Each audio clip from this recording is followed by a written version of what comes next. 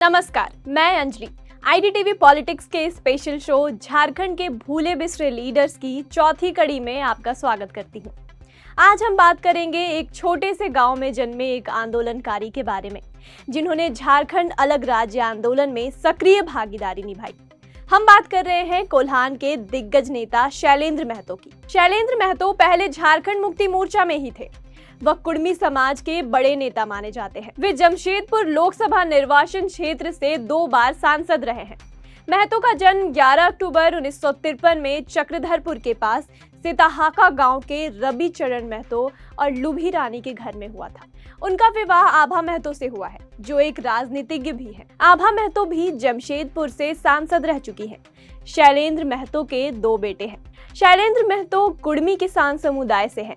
उनके पिता रवि चरण महतो एक सरकारी कर्मचारी थे और उनकी मां लुधी रानी घर की देखभाल करती थी। शैलेंद्र महतो ने 10वीं कक्षा के बाद पढ़ाई छोड़कर अध्यात्म की खोज के लिए अपना जीवन समर्पित करने की ठानी और घर छोड़ दिया। उन्होंने कई तीर्थ स्थलों पर जाकर अध्यात्म की खोज करने की कोशिश की, लेकिन उन्हें मार्गदर्शन के लिए कोई आध्यात्मिक गुरु नहीं मिला। इसके बाद वह घर लौट आए। घर लौटने पर उन्होंने साहित्य और लेखन में अपनी रुचि दिखाई और पढ़ाई जारी रखने की सोची। कुछ दिन तो सब कुछ ठीक चला, फिर मन नहीं लगने के कारण उन्होंने पढ़ाई छोड़ दी और झारखंड अलग राज्य के आंदोलन में कूद पड़े। साल 1973 में पहली बार शैलेंद्र महतो झारखंड आंदोलन में शामिल हुए।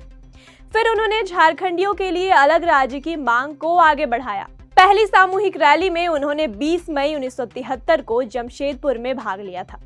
इसके बाद 1975 में वे मौजूदा सांसद NE होरो के साथ दिल्ली गए। होरो के साथ मिलकर उन्होंने झारखंड अलग राज्य के लिए चलो दिल्ली आंदोलन का आह्वान किया था। उनके साथ कार्यकर्ताओं का एक बड़ा समूह दिल्ली गया, जहां झारखंड अलग राज्य के लिए तत्कालीन प्रधानमंत्री इंदिरा गांधी को ज्ञापन दिया गया। दिल्ली में ही विरोध प्रदर्शन के दौरान उन्हें पहली बार अपने साथी कार्यकर्ताओं के साथ गिरफ्तार किया गया था। इस गिरफ्तारी के बाद शैलेंद्र महतो को नई पहचान मिली। पूरे झारखंड में आंदोलनकारी के रूप में वह जाने गए। इसके बाद झामुमो में एंट्री के साथ ही उनके राजनीतिक जीवन की शुरुआत हुई। 25 सितंबर 1978 को अपने गृहनगर चक्रधरपुर में आयोजित एक रैली में वे झारखंड मुक्ति मोर्चा में शामिल हो गए। उन्होंने कोल्हान और रांची में झारखंड आंदोलन के एक नए चरण की शुरुआत की। झारखंड राज्य की मांग के साथ साथ जल जंगल जमीन का नारा भी उन्होंने आगे बढ़ाया। ये झारखंड की भूमि के प्राकृतिक संसाधनों पर स्वामित्व की घोषणा थी। इसके बाद ही झारखंड आंदोलन को एक नई दिशा मिली। उनके इस आंदोलन को महान झारखंड आंदोलन कहा गया। उनकी सभाओं में लोगों की अभूतपूर्व भीड़ उमड़ने लगी थी। इससे बिहार सरकार के माथे पर चिंता की लकीरें खींच दी थी। तब राज्य सरकार ने बलपूर्वक उनके आंदोलन को कुचलने का निर्देश दे दिया। इसके साथ ही महान झारखंड आंदोलन के नेताओं की तलाश शुरू हो गई। इचाहातू, सेरेंगडा, गुआ, बाइपी और सरजोम हाटू जैसे गांवों में बिहार पुलिस ने कहर बरपा दिया। इस दौरान 18 आंदोलनकारियों की गोली लगने से मौत हो गई। इससे लोगों में और गुस्सा पैदा हुआ और बिहार सरकार के खिलाफ आंदोलन और तेज हो गया। आंदोलन के वांछित नेता होने के कारण शैलेंद्र महतो पुलिस प्रशासन के टारगेट थे। स्थिति ये थी कि उन्हें देखते ही गोली मारने का आदेश जारी कर दिया गया था। बिहार सरकार द्वारा उनके सिर पर 10,000 रुपए का इनाम भी घोषित कर दिया गया था। उधर शैलेंद्र महतो पुलिस से छिपते फिर रहे थे। इसी बीच सेरेंगदा में वह आंदोलनकारियों के साथ सभा कर रहे थे। इसकी सूचना पुलिस को मिल गई और पूरा सभा स्थल घेर लिया गया। शैलेंद्र महतो को देखते ही पुलिस ने फायरिंग शुरू कर दी, परंतु शैलेंद्र महतो तो तब तक यहाँ के लोगों के हीरो बन चुके थे।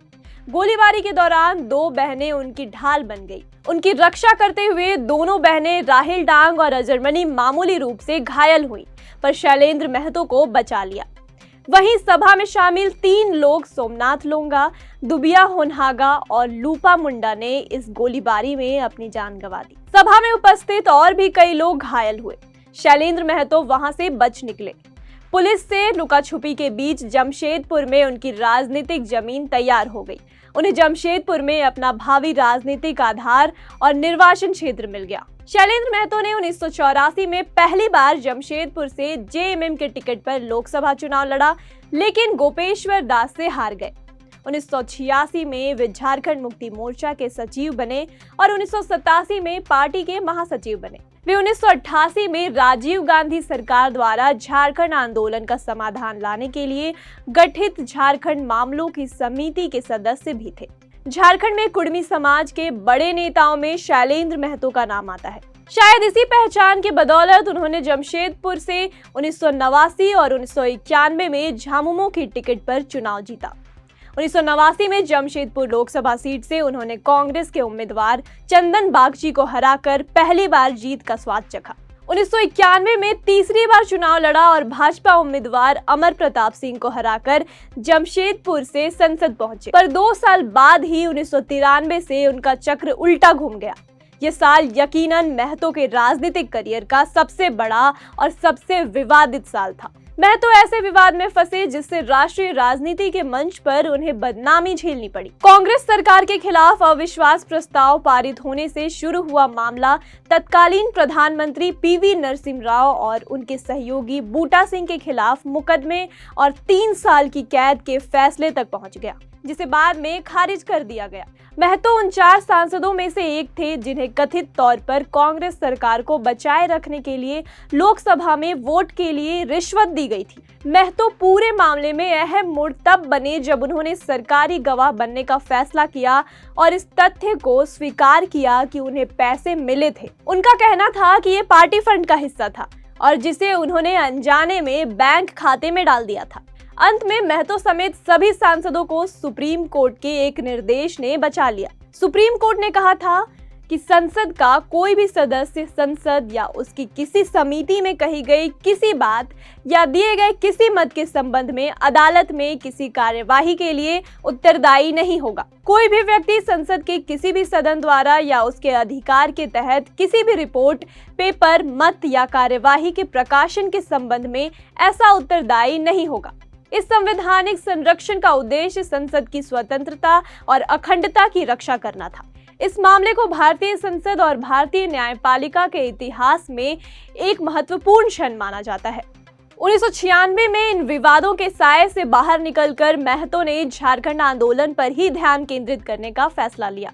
उन्हें एहसास हो गया था कि सिर्फ एक राष्ट्रीय पार्टी ही झारखंड हित में मदद कर सकती है, इसलिए उन्होंने जेएमएम छोड़ने का फैसला कर लिया।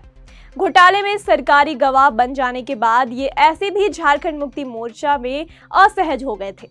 इसके बाद भाजपा के तत्कालीन महासचिव के.एन. गोविंदाचार्य ने उनसे संपर्क किया और महतो को भाजपा से टिकट देने की पेशकश की। भाजपा झारखंड में पैर जमाना चाहती थी, इसलिए अलग राज्य के आंदोलन का समर्थन भी कर रही थी। इसके बाद शैलेंद्र महतो रांची में आयोजित एक विशाल रैली में भाजपा के सदस्य बने। अटल बिहारी वाजपेयी ने व्यक्तिगत रूप से इस कार्यक्रम में भाग लिया, जो इस बात का प्रमाण था कि वे शैलेंद्र महतो और झारखंड आंदोलन के पीछे बीजेपी पूरी ताकत लगाने को तैयार है। 1998 के लोकसभा चुनाव के दौरान बीजेपी के शीर्ष नेताओं ने जमशेदपुर से टिकट के लिए माथापच्ची शुरू की।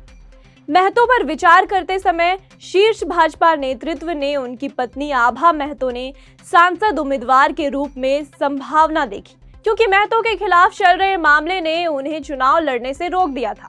तब 1998 के चुनाव में बीजेपी ने आभा महतो को उम्मीदवार बनाया, जिन्होंने रूसी मोदी के खिलाफ जीत हासिल की। रूसी मोदी तब टाटा स्टील के पूर्व एमडी और जमशेदपुर का लोकप्रिय चेहरा थे। 1999 में फिर लोकसभा चुनाव हुए, तब आभा महतो ने कांग्रेस उम्मीदवार घनश्याम महतो को हराकर अपनी सीट बरकरार रखी। इसके बाद 15 नवंबर 2000 को झारखंड अलग राज्य का गठन हुआ, पर अलग राज्य बनने के बाद शैलेंद्र महतो धीरे धीरे सिमटते चले गए। लेखन महतो की प्राथमिक शक्तियों में से एक रही है, जिसने उनके राजनीतिक विचारों को हमेशा ही अलग धार दी। वह अपने शुरुआती दिनों से ही लेखक रहे हैं। जब वे चाईबासा से प्रकाशित होने वाली साप्ताहिक पत्रिका सिंह भूमि एकता के लिए लिखते थे, वहां से वे प्रभात खबर जैसे स्थानीय समाचार पत्र में चले गए। वे अपने लेखन के लिए व्यापक रूप से सम्मानित किए जा चुके हैं।